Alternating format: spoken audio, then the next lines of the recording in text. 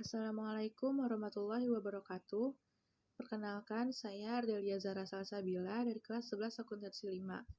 Pada kesempatan kali ini, saya akan menyampaikan sebuah ceramah mengenai sedekah. Pertama-tama, marilah kita panjatkan puja dan puji syukur kehadirat Allah Subhanahu wa Ta'ala, karena berkat rahmat dan karunia-Nya, kita masih diberikan kesehatan di bulan Ramadan yang penuh keberkahan ini. Salawat serta salam semoga senantiasa tercurahkan kepada Nabi Muhammad SAW beserta keluarga dan kerabatnya yang telah mengajarkan kita untuk senantiasa peduli kepada keluarga, tetangga, kerabat, dan orang lain mengenai zakat dan sedekah. Semoga dengan disampaikannya ceramah mengenai sedekah ini dapat menjadi manfaat untuk semua orang yang mendengarnya.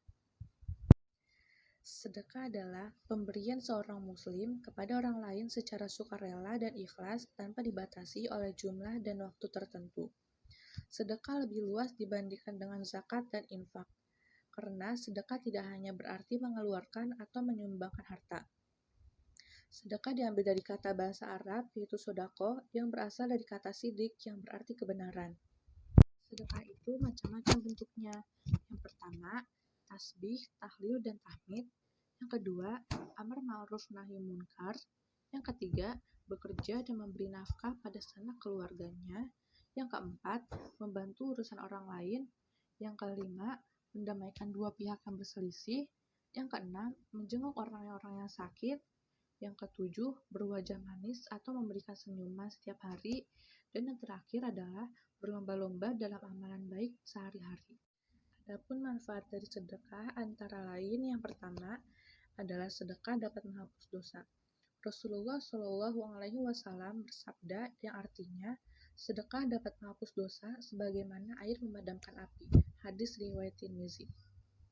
Diampuninya dosa dengan sebab sedekah di sini tentu saja harus dilakukan disertai dengan taubat atas segala kesalahan yang telah dilakukannya, seperti mencuri, memakan hasil riba, dan yang lainnya.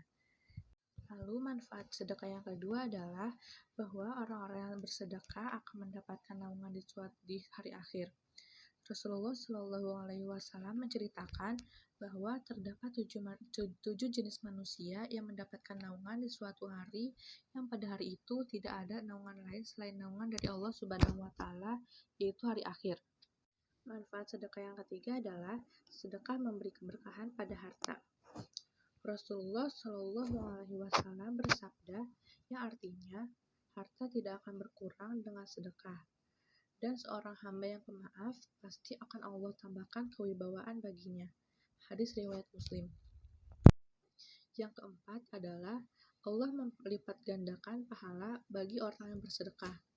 Allah Subhanahu wa Ta'ala berfirman yang artinya, sesungguhnya orang-orang yang bersedekah baik laki-laki maupun perempuan dan meminjamkan kepada Allah pinjaman yang baik, niscaya Allah akan melipat gandakan ganjarannya kepada mereka dan bagi mereka pahala yang banyak.